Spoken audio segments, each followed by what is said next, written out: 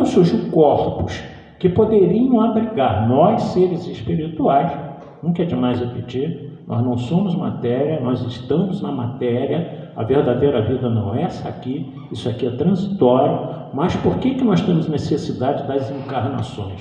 Questão 132 do Livro dos Espíritos. Para que nós possamos crescer, para que nós possamos progredir, para que nós possamos expiar as nossas faltas pretéritas. Então esse é o objetivo das encarnações que nós temos vivenciados, das reencarnações. Então quando nós começamos lá atrás, o Espírito Lázaro, uma instrução dos Espíritos, que ele nos deu em Paris no ano de 1862, está no capítulo 11 do Evangelho segundo o Espiritismo, amar ao próximo como a si mesmo. Lázaro nos fala que no princípio nós só tínhamos instinto, só agimos por instinto para sobreviver. Avançando um pouco mais, Lázaro nos fala que nós começamos a experimentar as sensações. Aí já sabemos que dava prazer, o que dava desprazer, o que dava conforto, o que dava desconforto, mas ainda bastante embrionário. E diz Lázaro, mais instruído e depurado, nós começamos a experimentar os sentimentos. Aí começamos a viver os sentimentos. E o ápice do sentimento, Lázaro diz, é o amor.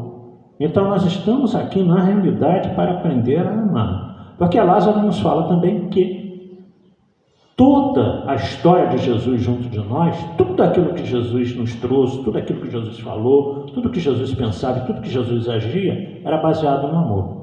E Lázaro nos fala que o amor é o ápice dos sentimentos, ou seja, é o sentimento maior, é o sentimento que nós somos concitados a elaborar diariamente para que nós possamos um dia nos tornarmos espíritos melhores.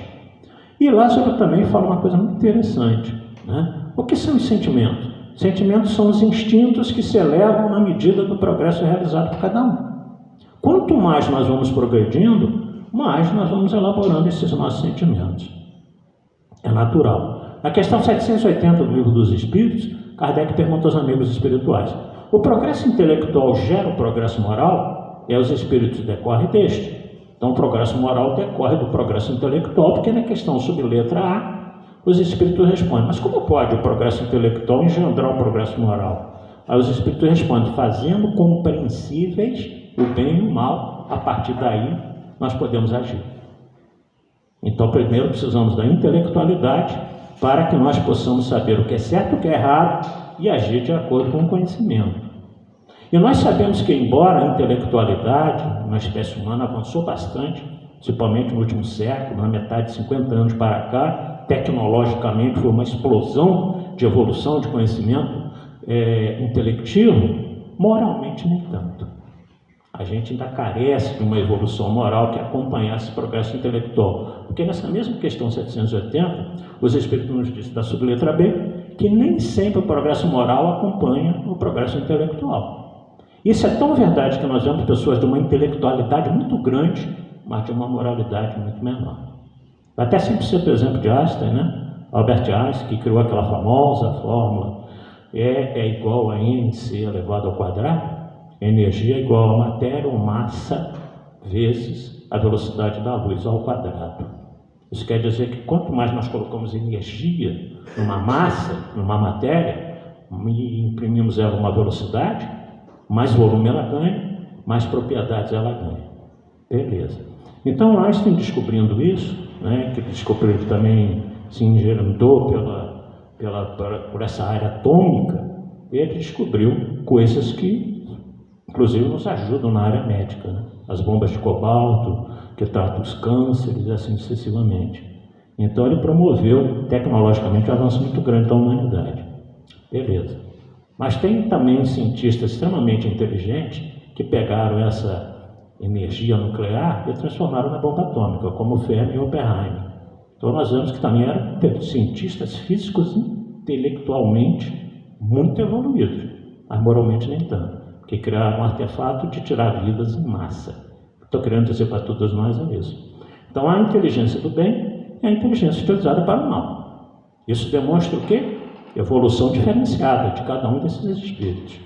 Um progrediu mais, está preocupado com a humanidade, outro progrediu menos, está preocupado em se completar de valores amoedados.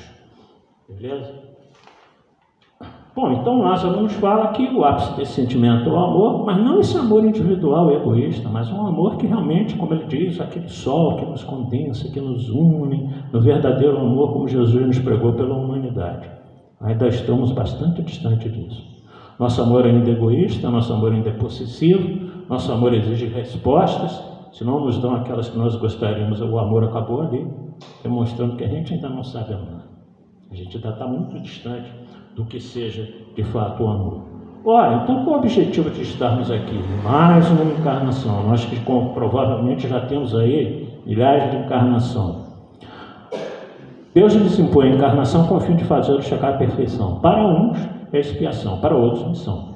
Mas para alcançar essa perfeição tem que sofrer todas as vicissitudes da existência corporal. Isso é que está a expiação.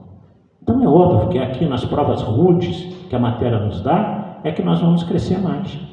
Mas precisamos aproveitar. Será que nós estamos aproveitando esse momento que nós estamos aqui, todos com as injunções que a vida nos coloca o tempo todo?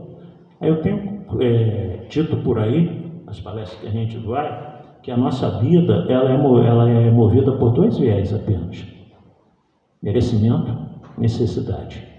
Tanto para as coisas boas quanto para as coisas ruins. Ou nós merecemos passar por aquilo, ou nós necessitamos passar por aquilo.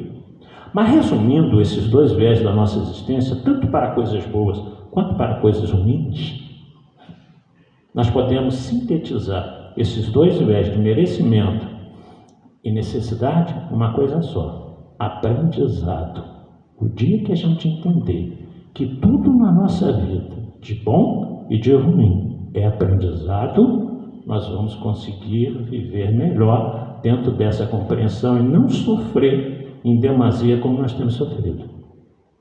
É natural, inclusive, pela nossa pouca evolução, que a gente ainda esteja braços dados aí com tanto sofrimento, que a gente acaba entrando nesse processo: desgaste emocional, depressão, que é a doença da moda, a doença hoje em dia, a doença silenciosa, que vai causando vítimas no mundo inteiro, exatamente por causa disso. Por a gente não saber equilibrar os nossos sentimentos. Aliás, o pensamento oriental, estudei bastante na minha juventude, né? O livro de Buda, estudei lá todas essas filosofias orientais, nos falam muito disso: a equidade, o equilíbrio dos sentimentos. Não ficar tão alegre em determinadas situações para não ficar depois muito triste em outras situações. Procurar ter um equilíbrio daquilo que nós sentimos. E sabemos que isso hoje em dia ainda é muito difícil, em função exatamente de que nós ainda estamos vivendo essas imperfeições. A gente gostaria de lembrar aqui, por exemplo, algumas das nossas limitações que nós precisávamos conhecer, em função daquela questão 919 do Livro dos Espíritos, que todos nós conhecemos, né? Que é uma resposta, inclusive, do Espírito Santo Agostinho. Deixa eu achar aqui. Qual o meio mais prático e eficaz que tem o homem de se manifestar nessa vida e de resistir à atração do mal? Dizem, segundo a lenda grega, que 7 sábios se reuniram para estudar essa proposta.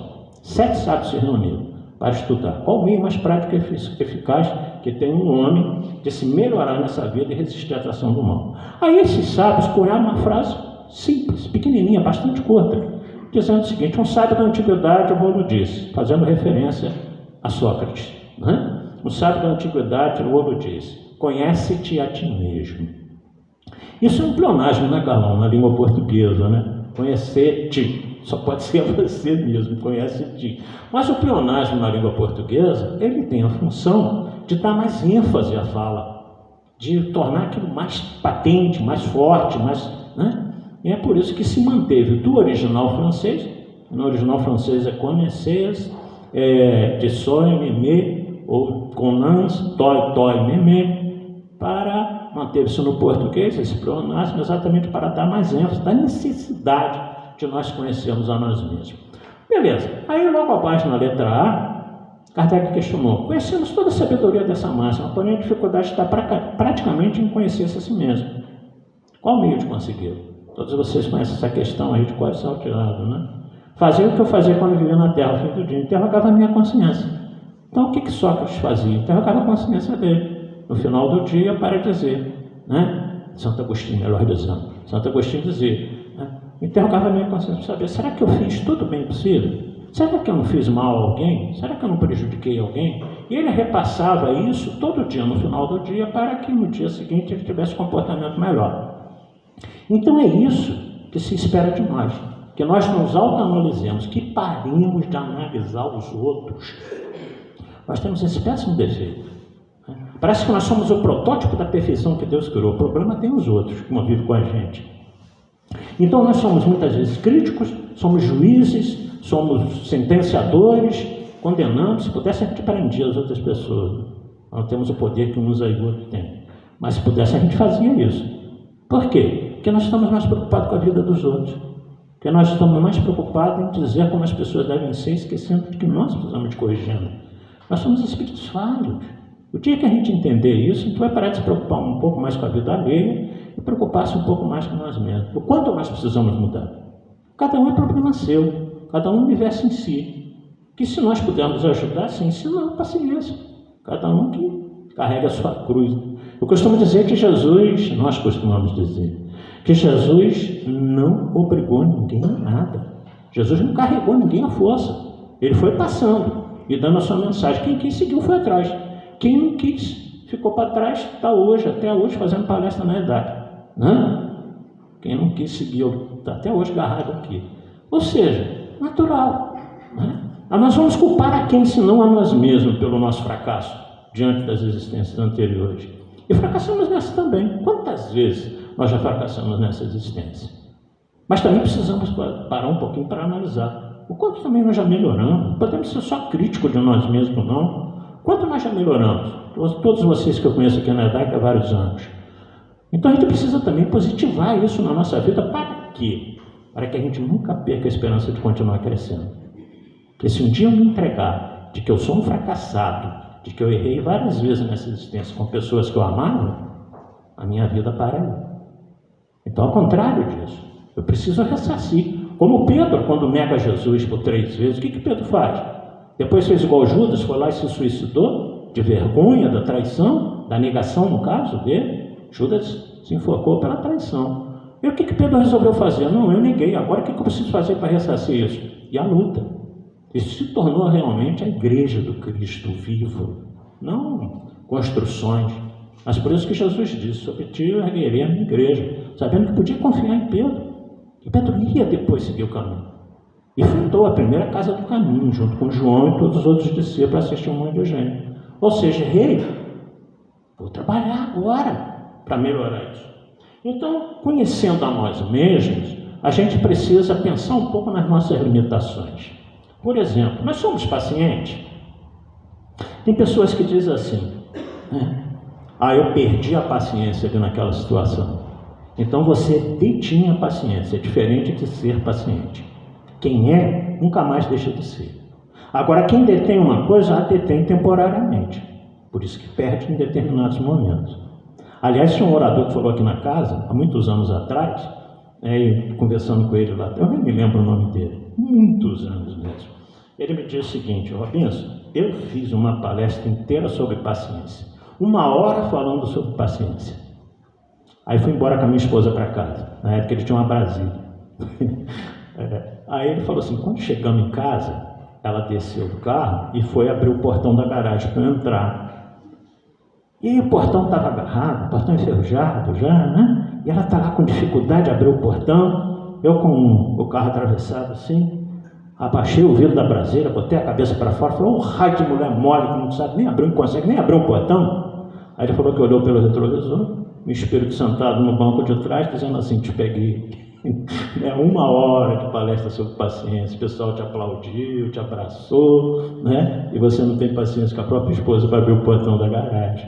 Ele contou isso para mim, ali naquela porta, eu nunca esqueci disso, para demonstrar como nós não somos pacientes. E ele falou assim, que vergonha, fiquei com tanta vergonha que nunca mais, eu levei um bom tempo para voltar a falar sobre esse assunto. Ele falou, enquanto eu não me tornar paciente, aí eu não vou mais falar sobre paciência. Será que nós somos tolerantes? Muita gente diz assim, eu sou muito bom, mas se pisar no meu calo eu viro bicho. Aliás, uma comparação completamente equivocada. Nosso amigo aqui, biólogo, ora, os animais só agredem em 2 situações, quando eles se sentem acuados ou pela necessidade de se alimentar. Aí ele agride o mais fraco, né? Mata o mais fraco para comer. Só 2 situações. Animal não guarda ódio, não guarda ressentimento, não guarda rancor. Imagina, né? O leão falou, aquela girafa fugiu de mim, mas não tem problema, daqui a um ano eu pego ela. O animal não pensa assim, só o ser humano. O dito ser humano é o que guarda raiva, rancor e se vinga. Hein? Animal não se vinga. Gato guarda. Gato guarda. É? Gato guarda. Então ele já está virando humano. Tião pegou raiva de um que bateu nele quando era pequenininho, mas ele cresceu com ódio do outro. Mas é instinto. Mas é instinto. É o instinto dele de agir assim. Não é racionalidade, não. Né? Então, ou seja, nós precisamos ser mais tolerantes. Por que até? Nós achamos que as pessoas são perfeitas, não podem errar com a gente? Deus do céu. Se nós fôssemos perfeitos, não estaríamos mais aqui. Estaríamos no mundo mais evoluídos. Então podemos esperar sim que vão errar conosco como nós erramos com elas. Agora, o que a gente precisa entender? Que todo mundo está no mesmo barco, como diz Emmanuel, somos todos espíritos doentes em busca da alta. Então parar com essa questão de acharmos que tem que ter perfeição onde ela não existe. O único ser perfeito que passou na face da terra, que não errava, chamava-se Jesus Cristo. O único até hoje. Todos os outros que passaram falharam de alguma forma. Nós sabemos disso.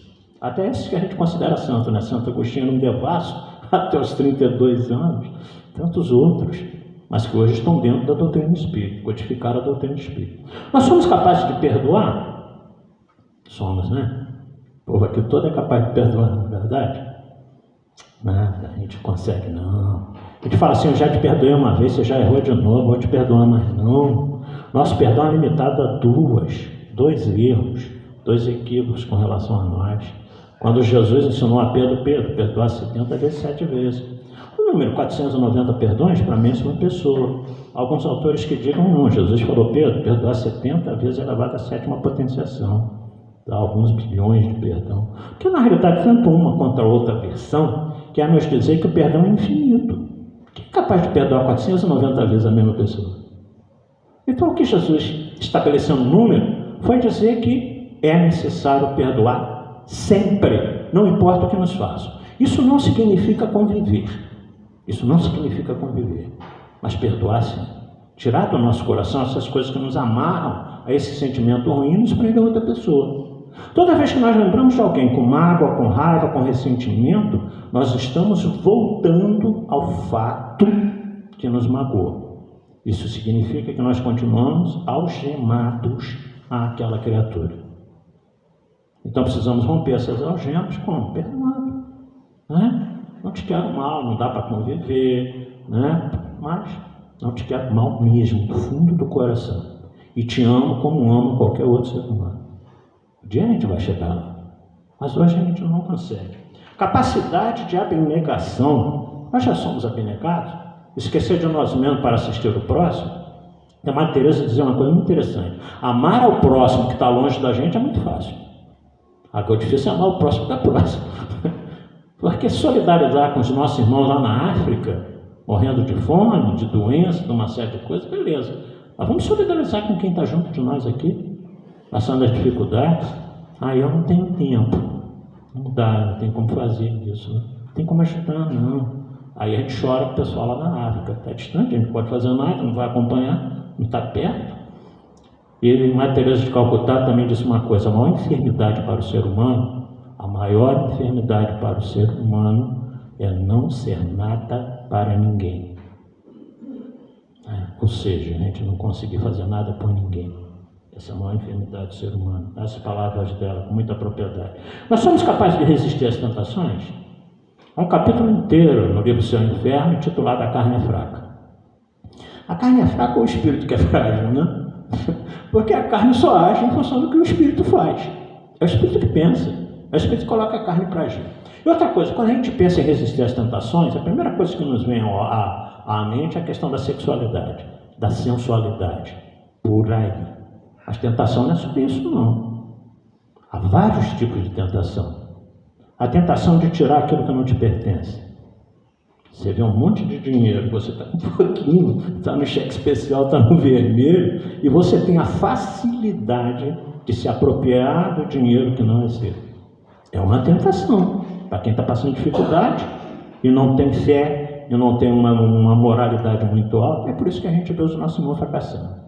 Eu lamento, né? Eu não agrido, eu não critico, eu não desejo mal, mas as pessoas em nível federal, estadual, municipal, que se locupletam do dinheiro público, são irmãos nossos que estão fracassando. Isso não pode nos dar alegria, muito pelo contrário. A gente tem que realmente se condoer desse tipo de situação. Porque quando alguém é colocado numa posição de mando, em qualquer circunstância dessa vida, ele tem a finalidade de ajudar aqueles que estão embaixo a progredir.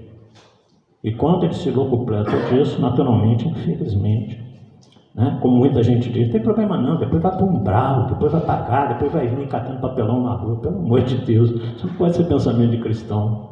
Não pode ser pensamento de cristão. Muito pelo contrário, né? Oremos por essas pessoas.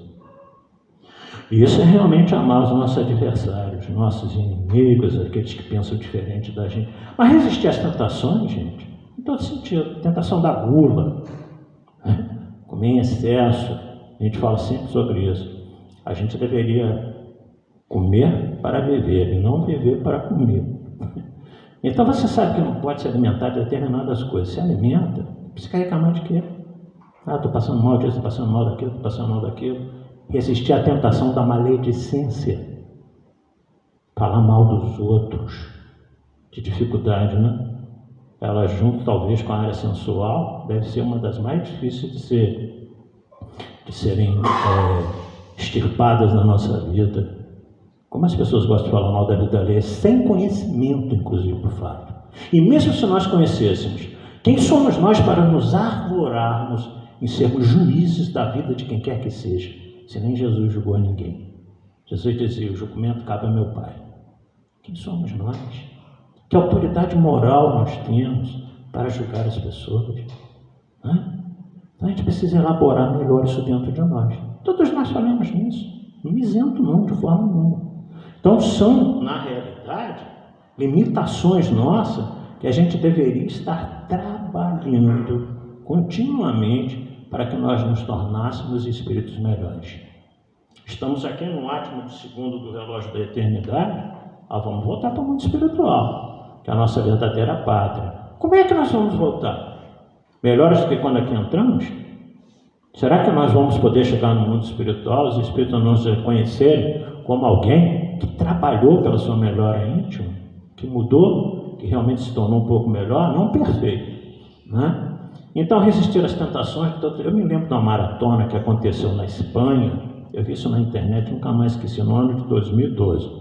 O espanhol, Ivan Fernandes, está lá no Google, tá? Quem quiser pesquisar, maratona na Espanha, 2012. Ivan Fernandes Anaya, espanhol, a maratona era na Espanha, estava em segundo lugar. Na frente estava o queniano Abel Mutaya.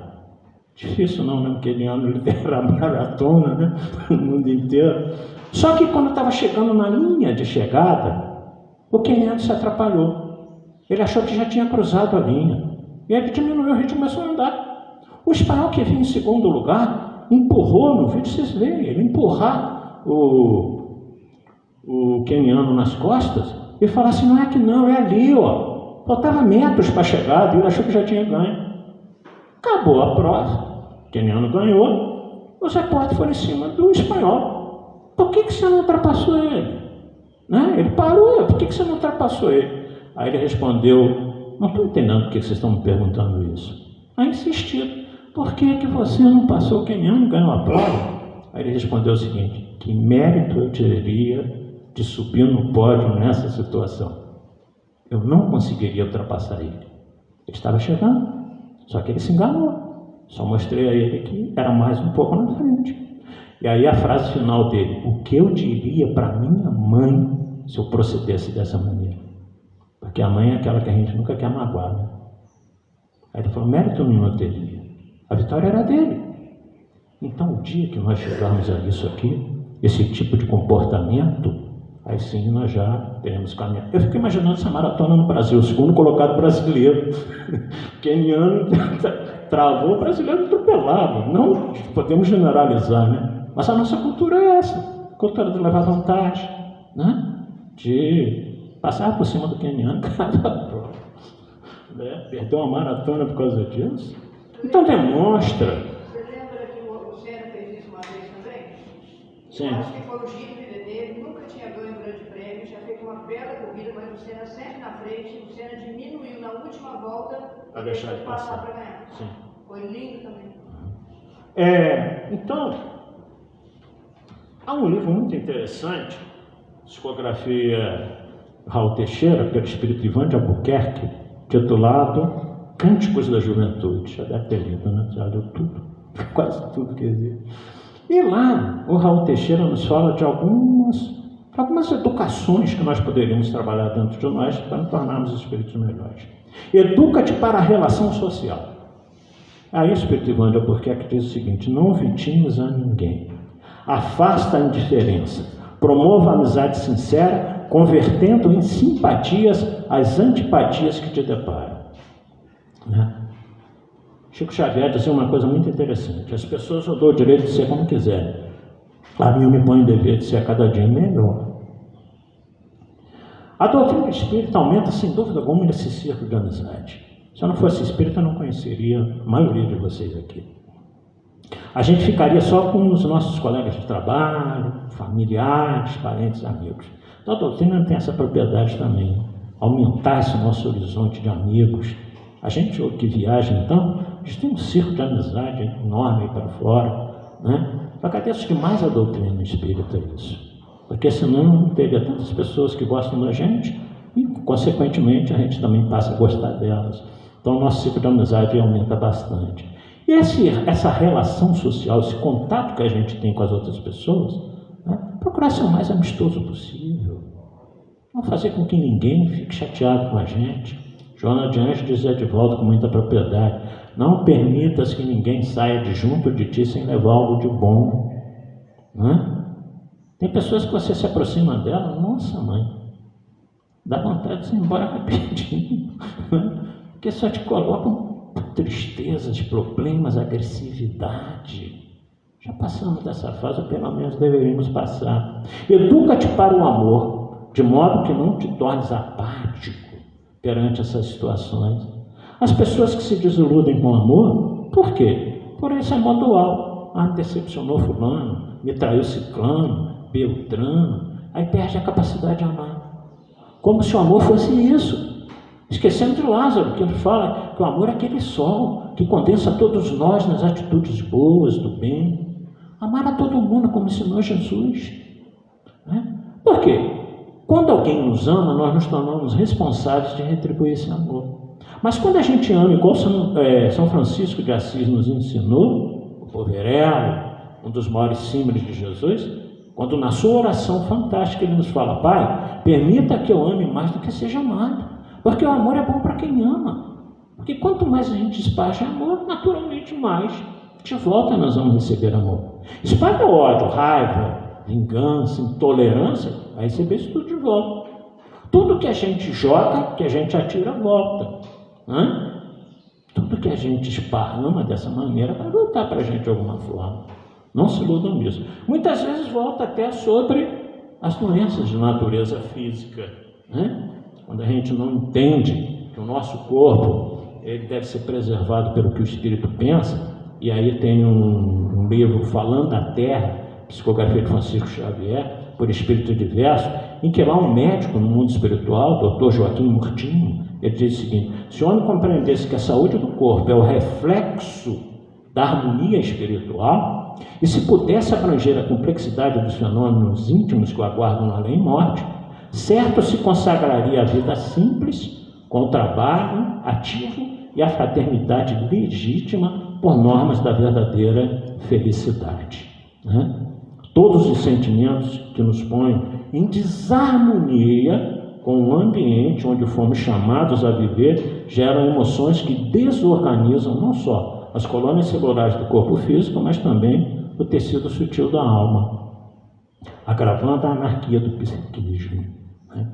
Então, gente, nada de depressão, né? Ao contrário, eu gostei muito quando eu li sobre isso, eu nem lembro quem escreveu isso. Nada de depressão, ao contrário, depressa ação no bem. Bem melhor do que depressão. Continuamos então no livro Cânticos da Juventude. Educa-te para a alegria, com saúde moral e jovial. Gente, já passou a fase de espírita triste, melancólico, né? Antigamente era complicado. Espírita nas reuniões, mediúnico e tudo, tinha que ser sério demais. Podia sorrir. O orador contasse historinha engraçada também era complicado, né? A gente tinha que ser extremamente pachorrento, uma coisa esquisita. Já passou essa fase, né? Do espírita não ser alegre, não ser jovial. O próprio Chico, as pessoas quando vieram com ele diziam, nossa, Chico fora lá do trabalho, das psicografias, Chico adorava uma anedota boa, saludar, sadia, né? Essas que andam por aí. Mas Chico gostava de dar boas risadas também com essas historinhas que contavam para ele, ele contava também. Então tem que ser jovial, tem que ser alegre, porque afinal de contas essa doutrina maravilhosa, que nos coloca essa necessidade de mudança, que nos ajuda muito diante de todas as imperfeições que nós temos. Se nós não formos felizes com aquilo que nós estamos aqui fazendo, precisamos rever a nossa condição de ser espírita. Precisamos rever. Aliás, Charles Chaplin foi um grande arauto nessa questão da alegria, né? E ele tem uma frase muito interessante que ele diz assim: se você tivesse acreditado na minha brincadeira de dizer verdades, teria ouvido verdades que eu tenho em dizer brincando. Falei muitas vezes como um palhaço, mas jamais duvidei da sinceridade da plateia que sorria. Então, às vezes a gente fala de uma forma assim, alegre, jovial, brincalhona, mas coloca verdades dentro dessa fala. Educa-te para o labor da fé. Perseverança no trabalho de autorrenovação. Se nós somos espíritas, sejamos espíritas mesmo. Se nós somos católicos, sejamos católicos mesmo. Se somos umbandistas, sejamos umbandistas. Se somos protestantes, sejamos protestantes mesmo. Nascemos sem fanatismo. Porque a religião ela tem que nos levar de volta ao Criador. E a religião significa religar, voltar a nos conectarmos com Deus, com as potencialidades do universo superiores. Então, para fazer isso, a gente precisa de perseverança. Caibacho Oito dizia, dentre outras coisas, aos espíritas muitas vezes falta perseverança. Não falou na página inicial também. O alerta, Pedro, né? Pedro, nós, necessidade, realmente de trabalho, a gente confiar um pouco mais. E esse o labor da fé, é obviamente que a gente não pode ser meio espírita. Eu amo mais ou menos, isso não existe. Tem que ser com intensidade. Eu gosto mais ou menos. Mais ou menos, não, a gente lembra do Apocalipse de João. Os mornos não servem para nada, serão vomitados pela boca. João é bastante incisivo nessa fala. Ou tu és frio ou tu és quente. Morno não serve. E muitos de nós temos sido mornos em tudo que nós fazemos. Então vai para a avaliação de cada um. E o exemplo de Gandhi com relação a isso, ao labor da fé, é que Gandhi tinha uma preocupação muito grande em ser aquilo que ele falava para as pessoas. Nós também temos, nem sempre a gente consegue. Se eu conseguisse ser tudo aquilo que eu falo nas tribunas, nossa mãe, eu já teria ido para um planeta mais evoluído. Se eu estou aqui e vou pregar até o final da minha vida, é porque eu sou imperfeito. Mas eu costumo dizer, mas vou falar até o final dos meus dias daquele que se sacrificou por mim. Por todos nós, vale a pena falar dele sempre. E Gandhi, todo mundo conhece essa historinha, já foi contada aqui na tribuna algumas vezes também por outros oradores. Uma mãe chegou para o Gandhi e falou assim: fala para o meu filho parar de comer açúcar, que hoje a medicina nos fala que açúcar é um veneno. Fala para o meu filho parar de comer açúcar. Aí Gandhi falou assim: volta semana que vem. A mamãe não entendeu nada. Por que voltar semana que vem? Era só falar, dar uma lição nele. Aí a mulher voltou na outra semana, falou: só aquela que vem com ele aqui, para você falar com ele que ele está comendo muito açúcar. Aí Gandhi olhou incisivamente para o menino e falou assim: para de comer açúcar. Só isso? A mãe ficou decepcionada, né? Achou que Gandhi ia fazer uma abordagem maior sobre o assunto. Mas o Gandhi, só isso? Você me fez esperar uma semana para falar para o meu filho parar de comer açúcar? Só isso? O Gandhi, pois é, porque semana passada que a senhora esteve aqui, eu também comia muito açúcar. Então, primeiro eu tive que parar, para que eu tivesse moral de mandar o seu filho parar de comer. Né? Por quê? Se a palavra convence, a gente sabe o exemplo arrasta. O exemplo arrasta. Quem dera, né, que a gente conseguisse ser exemplo em tudo. A gente chega lá um dia, a gente não pode desanimar, né, diante das nossas imperfeições. Educa o teu falar. Olha que coisa interessante, né? A fim de que se expresse sem gritaria, sem pieguismo, sem encenação. Gente, há pessoas que querem nos convencer no grito. Essas são, na realidade, carroças vazias. Vocês conhecem a historinha da carroça vazia, né? O pai entrou com o menino no meio da mata lá da floresta. Daqui a pouco o pai ouviu o barulho de uma carroça que passava pela estradinha, mas eles não conseguiam ver, estavam no meio do mato. Aí o pai parou e falou para o filho assim, estavam observando o canto dos vários pássaros, aqueles cantos bonitos. O pai virou para o filho e falou assim, filho, essa carroça está vazia. Aí o filho falou, pai, como é que você sabe? Se a gente não está vendo a carroça, nós estamos aqui no meio do mato. Porque, filho, a carroça, quando ela está carregada, a pressão da carga sobre as rodas faz com que ela não faça tanto barulho quanto essa carroça está fazendo. Quando ela está vazia, as rodas batem mais no solo e faz toda essa gritaria que a gente está ouvindo. Essa historinha queria simbolizar exatamente isso.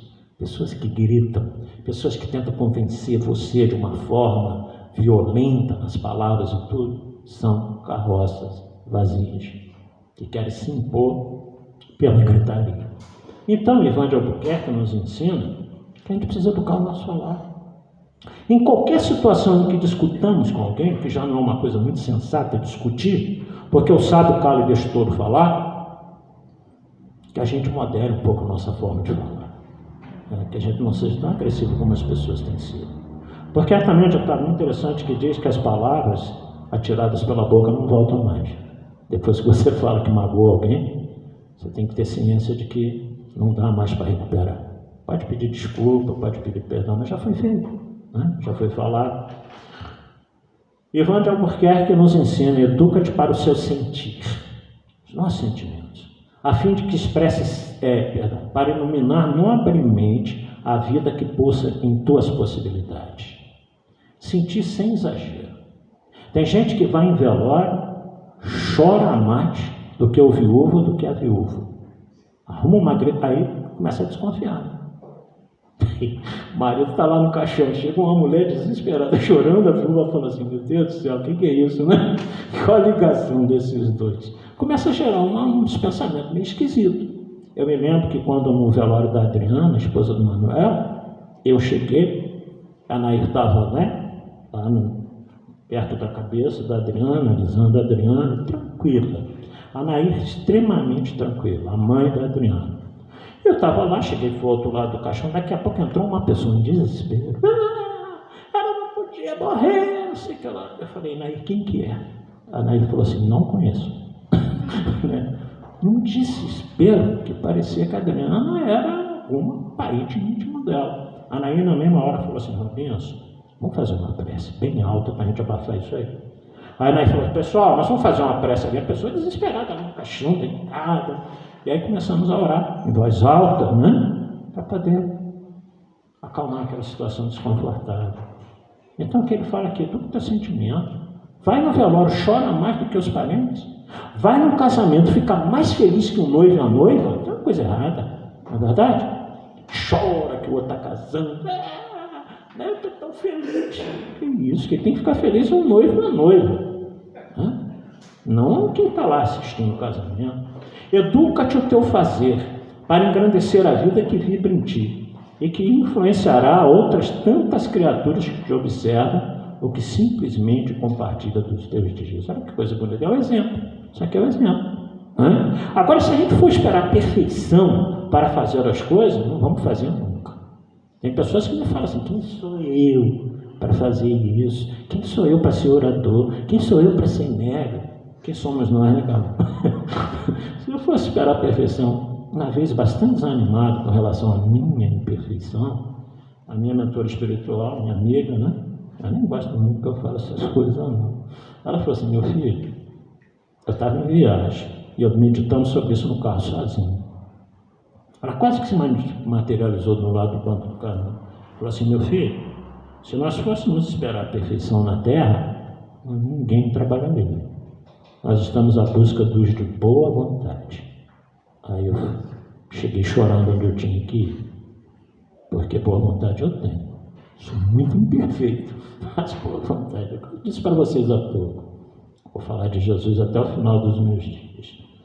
E a partir dali, eu falei: ela tem razão, né? Vamos trabalhar então. Quem sabe trabalhando, a gente corrige as nossas imperfeições.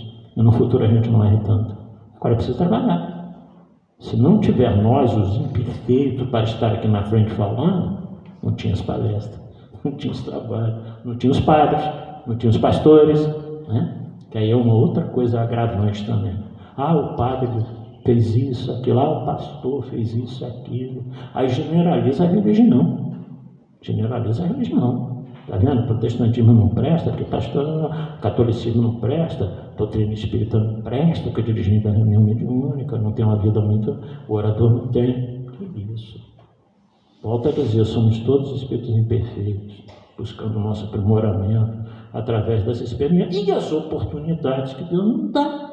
Não percamos as oportunidades. Melhora as suas preferências, a princípio com disciplina, né? Depois, vem espontâneo. Muitas vezes eu acredito que muitos de nós aqui, lá no início, hoje é dia de centro, tem que ir lá para o centro de novo, né? E depois a gente foi gostando de estar aqui, foi gostando de estar aqui. Eu me lembro que a primeira vez que eu falei nessa tribuna aqui foi minha primeira palestra, culpa do Carlão. O orador faltou, não sei se você vai lembrar dessa história. Aqui eram aquelas cadeiras de madeira, né, pesada. O Carlão falou: vai, Roy, você já está aqui há quase 2 anos, senta, você tem condição de falar, abre o livro dos Espíritos, lê uma pergunta, comenta a resposta. Eu me aventurei. Mas quando acabou a palestra, eu apertei tanta cadeira que eu saí com a marca das 2 cadeiras, do encosto da cadeira nas 2 mãos. Né? Quase que eu fui embora com a cadeira. Né? Foi a hora mais longa da minha existência aqui na Terra. O relógio não passa. E eu, né? Aí depois o que aconteceu? Eu até brinquei com você, não sei se você lembra. Depois eu passei a obsidiar os oradores. Né? Ficava torcendo para o orador não vir para eu poder substituir. Uma obsessão boa, né? Eu brinco até com isso hoje nas palestras. Mas porque ele confiou em mim. Ele falou: não, você pode. Depois começou a me levar por aí tudo, nas várias cidades, né? E a gente foi. Volto a dizer, com todas as limitações e imperfeições que a gente tem, mas se a gente trabalhar, quando é que nós vamos crescer? A oportunidade que nos abriu, né? Então, melhora as tuas preferências, a princípio com disciplina. Depois, é uma espontaneidade natural. Agora, melhorar as nossas preferências em quê? Em tudo, gente. Quando Emmanuel, à beira daquele lago, disse para o Chico: eu te peço 3 coisas para trabalhar com você. Disciplina. Aí Chico, a segunda, disciplina. A terceira, disciplina. A gente só imagina em disciplina do horário. Porque todo dia à noite, em um determinado horário, o Emmanuel chegava e Chico tinha que psicografar as obras. Era só isso a disciplina que Emmanuel pediu a Chico? Não. Vamos analisar 3 disciplinas com 3 situações que Emmanuel exigiu do Chico. A disciplina do pensar, a disciplina do falar e a disciplina do agir, que Chico fez como poucos aqui na Terra. Porque Chico só pensava coisa boa. Chico não falava mal de ninguém. E Chico trabalhava incansavelmente, até de madrugada. Já houve casos dos trabalhos terminar 4 horas da madrugada, 5 horas ele tomando café na cozinha lá, com aqueles amigos lá, naquela época, né? E depois ele tem que trabalhar às 7 horas da manhã. Não dormia. Então, poucos realmente tiveram essas 3 disciplinas que Emmanuel pediu a ele. Melhorar os nossos gostos. O que é que a gente anda assistindo? O que é que a gente anda gastando o nosso tempo? Qual a leitura que nós temos feito? Qual o tipo de obras que a gente lê quando a gente está folgado? Naquelas horas, digamos assim, de ociosidade que é natural na vida de todos nós, depois do trabalho, depois da alimentação, de não sei o quê, como é que nós temos gasto o nosso tempo? Eu nunca me esqueço de um menino aqui na nossa mocidade, quando a mocidade aqui tinha 25, 30 jovens, e um menino falou comigo assim, eu queria ver com o senhor. Eu tenho um amigo assim, sabe aquela situação que a gente não tem coragem de dizer que a gente arruma um amigo para botar o problema? Né? Eu sabia que era ele. Eu tenho um amigo assim, que ele gosta de funk. O que o senhor acha? Né? Aí eu falei, como assim, meu filho? Explique-se, né? Que tipo de funk? Porque, olha só, acabou de ter um show de final de ano do Roberto Carlos, todo ano tem, né? O Roberto está quase desencarnando, mas todo ano botam ele para falar, para fazer o show. E cantou com ele, MC o Leozinho, né? Que cantou uma musiquinha assim, muito simples, uma letra muito ingênua, que faz, claro, Vinícius de Moraes, Tom Jobim, até dá uma mexida no túmulo, né? Mas sem malícia, sem maldade nenhuma, era um negócio mais ou menos assim, se ela dança, eu danço, sem bobagem nenhuma, sem termos agressivos, sem palavrão, sem nada.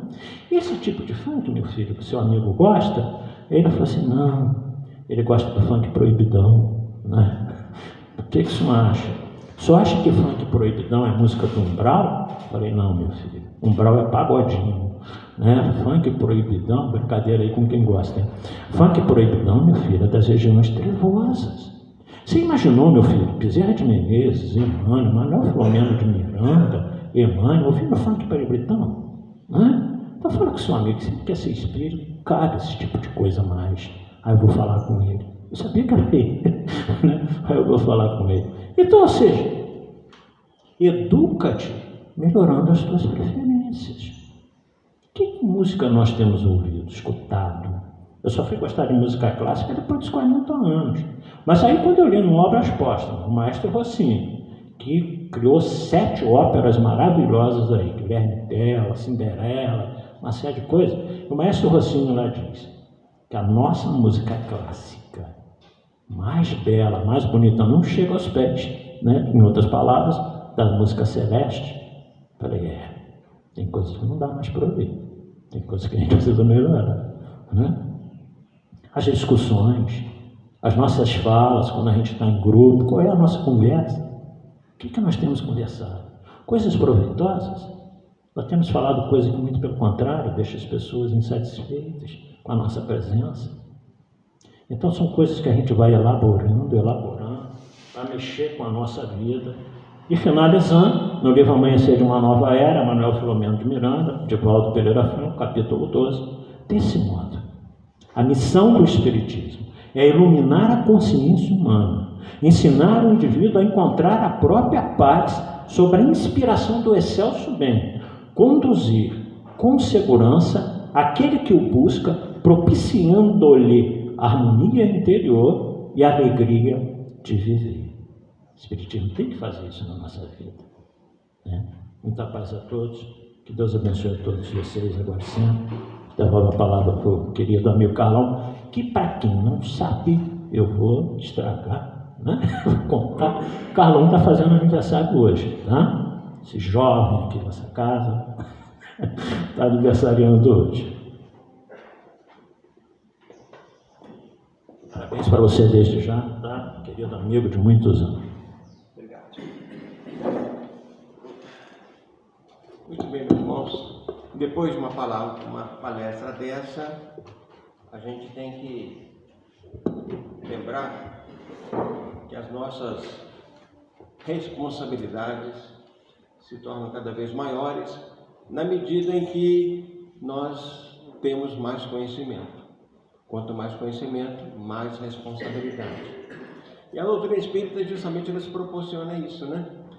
A gente ter essa capacidade de fazer o discernimento, fazer boas escolhas, porque, como diz o jargão popular aí, a vida é feita de escolhas.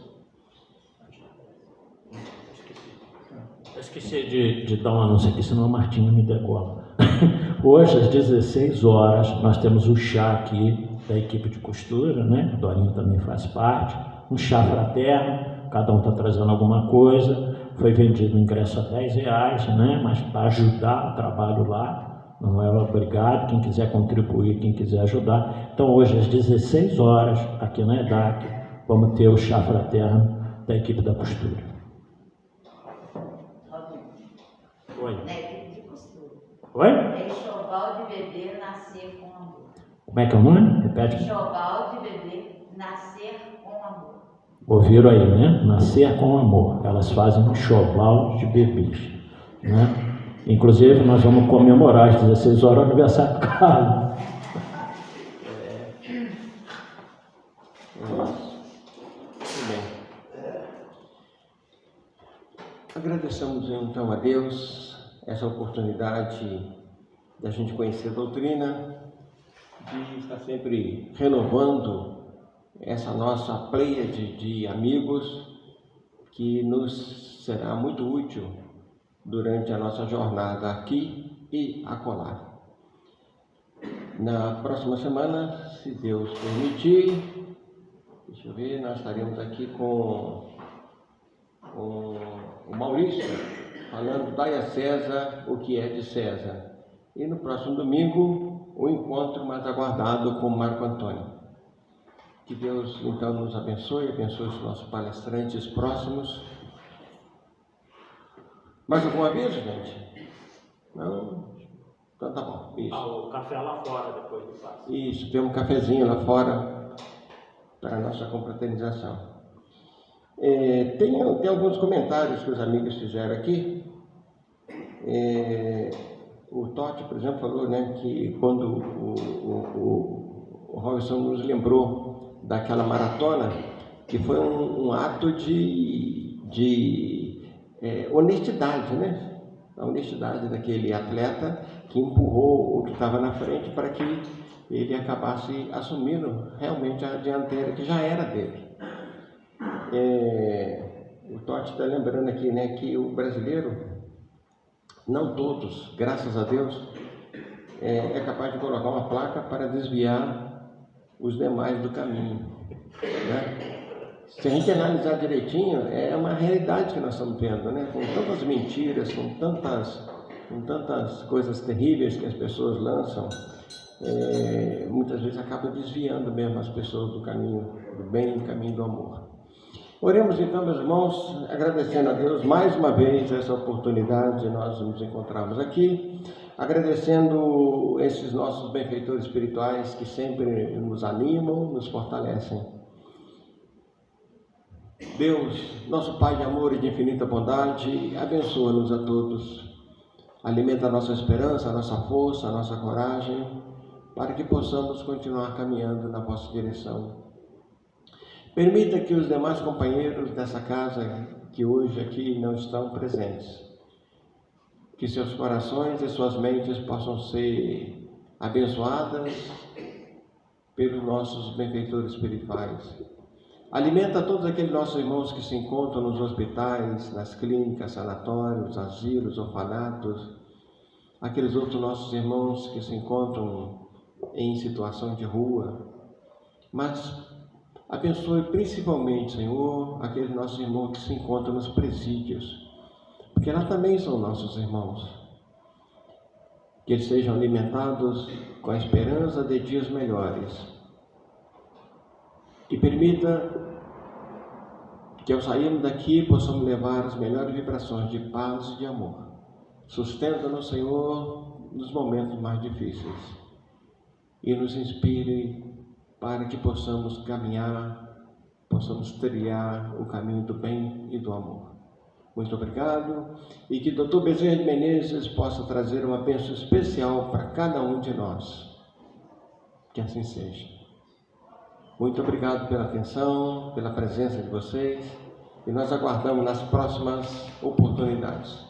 Aqueles que desejem tomar o passe e os nossos companheiros passistas possam se dirigir então à Câmara de Passe, por favor.